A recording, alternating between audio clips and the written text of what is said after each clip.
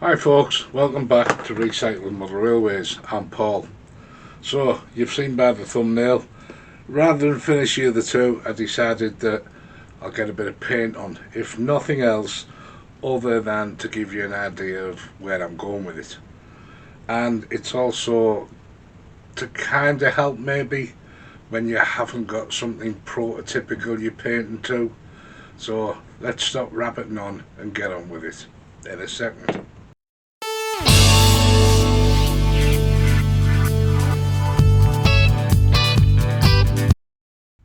So, as you can see, this is where I've started. So, first coat, for anyone who is interested, I'm using Finish Position 1 and panel yellow post 85.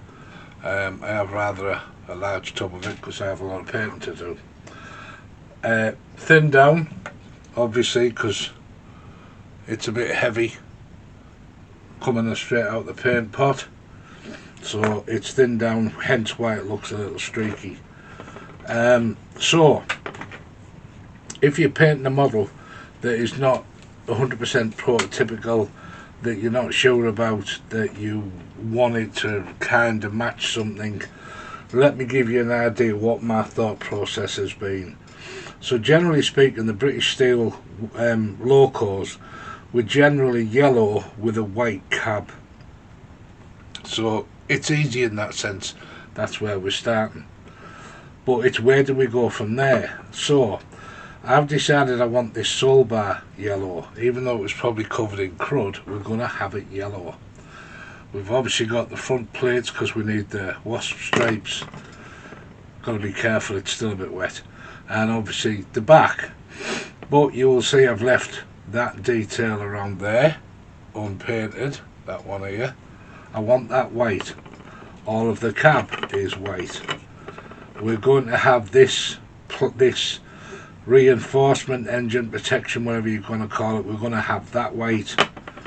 And then we're also going to have this front, what I call the bull bar, white, and the radiator will obviously be black. So there's no point trying to get too much paint on in one go because it'll just mess it up. Get one on that's been thinned down and let it dry off.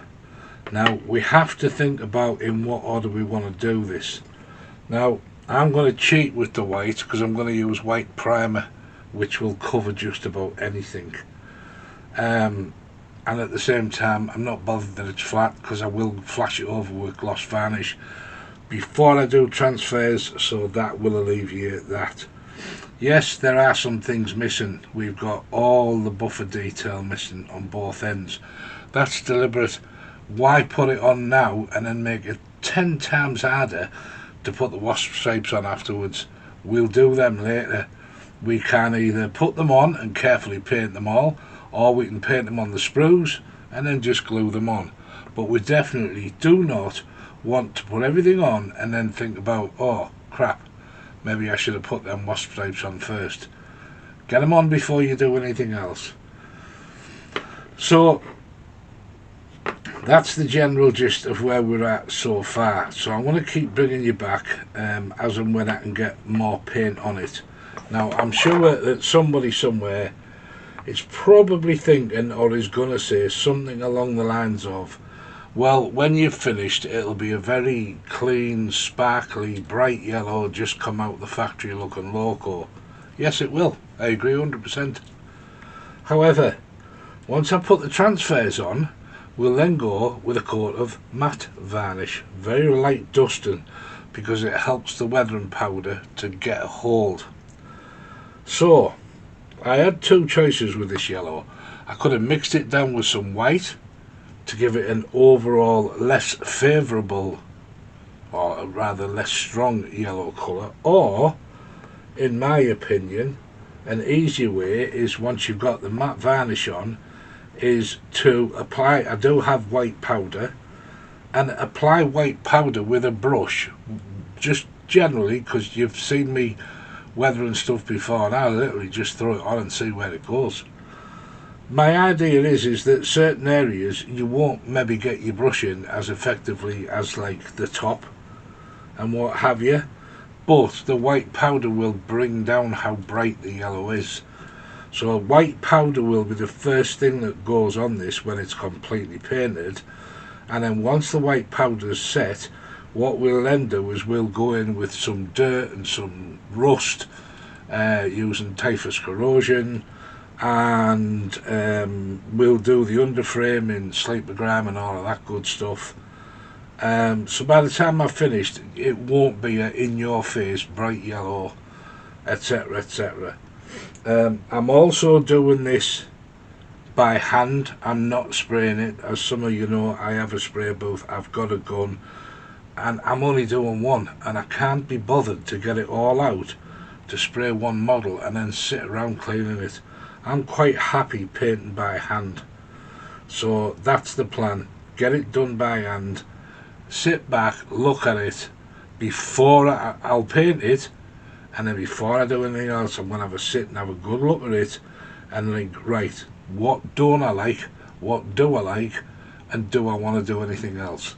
It's, for me, it's an important stage when I'm putting together any loco, but it's even more important when you're doing one that isn't actually real.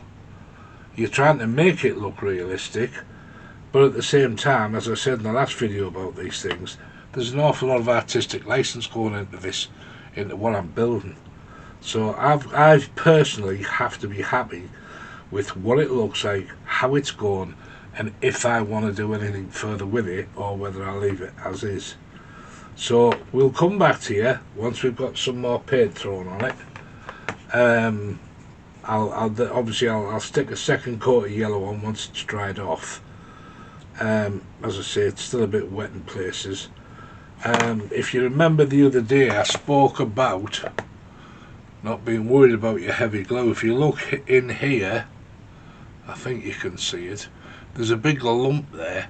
I deliberately chucked a load of super glue in there.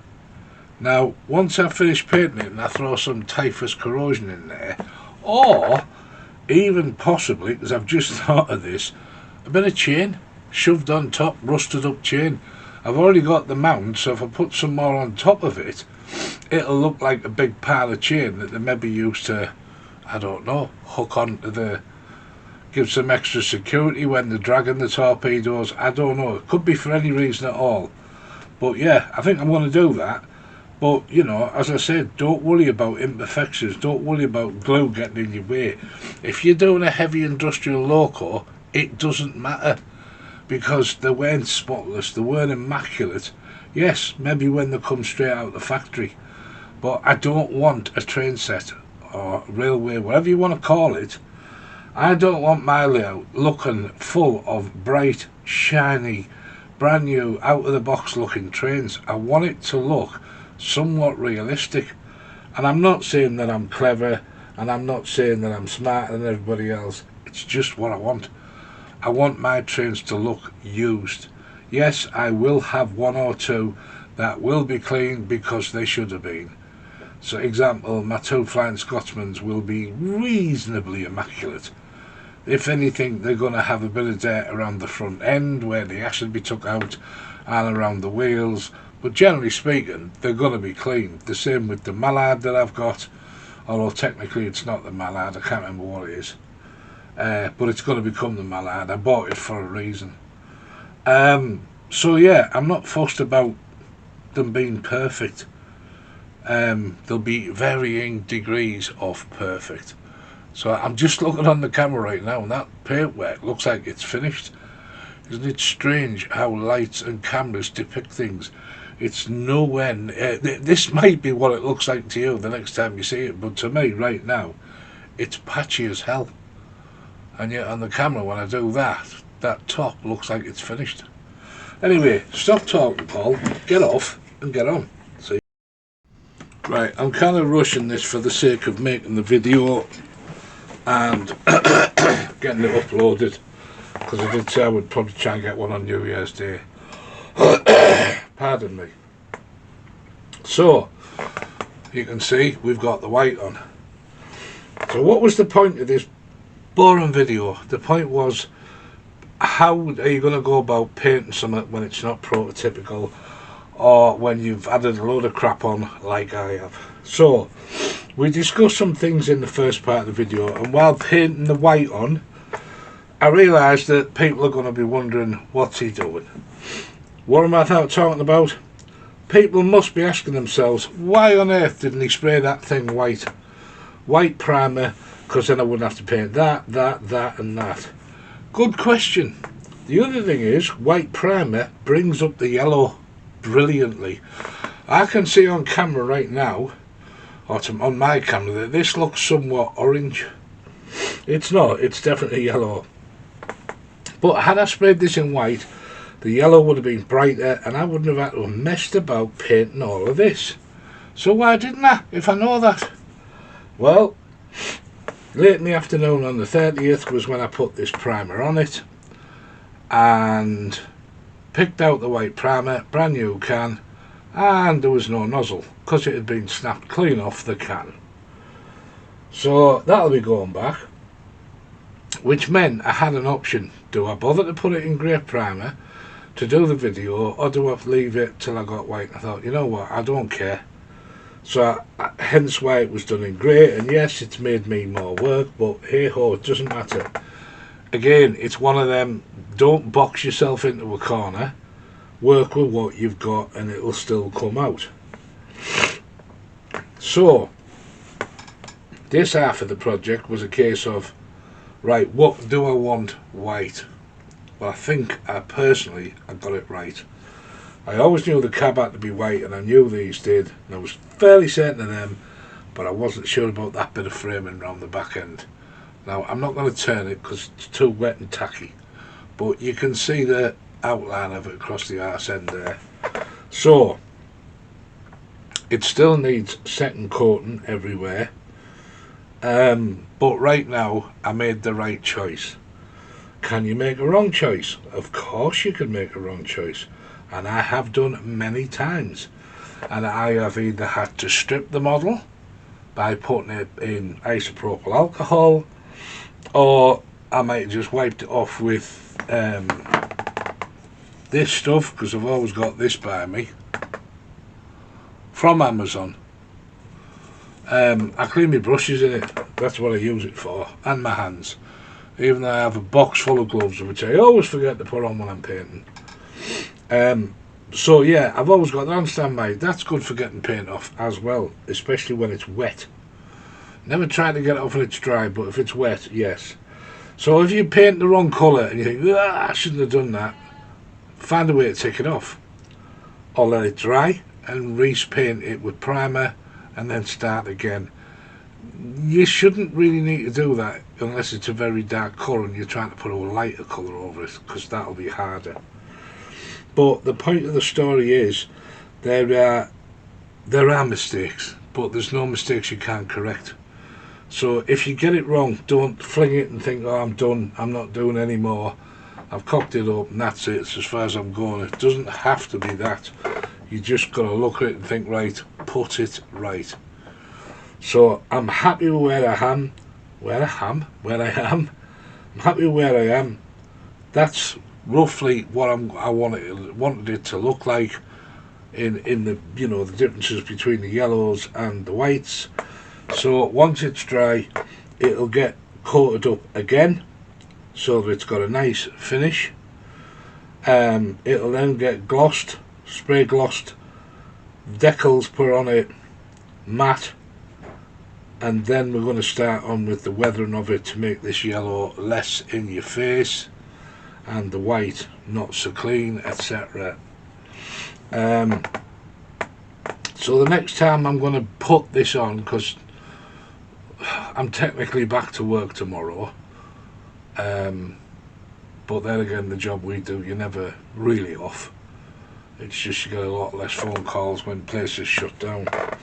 So I'm going to back to my regular routine schedule. So depending on what I get done, or if I get anything done for the weekend, you might see it on Sunday with its decals on and its weathering and its final what it's going to look like. But no promises, it could be the weekend after. So there you go. You've seen me out. You've seen how I threw one together with some rough ideas in my head of what I wanted, and now you've seen roughly how to paint the damn things. Figure out if you've got a plan and just get on with it. It's your model and it's your way and it's your layout. One of the guys wrote on the last video, sick and tired of watching £200 to £300 locals coming out of boxes looking all shiny and new. Couldn't agree more. Absolutely couldn't agree more. You've all seen the video where I nearly got suckered into buying 2 Bachmann Class 20s out of Peters at the total cost of 380 quid. Anyway, I had a bang on the head, company sensors, and realised that was stupid, and decided to see how many locos I could buy off eBay for the same money. If you haven't seen it, go and watch it. You're in for the surprise how many I got. But the thing is, they're all locos that I can work on, that I can personalise, that I can repaint, renumber, detail, because I'm not looking at them and thinking, oh my god, this cost me 200 quid and I'm not going to touch it. But it also means I've got locos running around, or will have locos running around on my layout when that day comes. That are personal, that I've put together, that nobody else has got, because it isn't straight out of a box and shot onto the track. And I'm not disrespecting the guys who do that. That's their choice. They're happy with that, then good on them. This is my choice. I'd rather buy cheap, buy something that's broken, and do the best I can to put it together. I have not, as yet, when I did this before, all this time round, I have never thrown anything in the bin.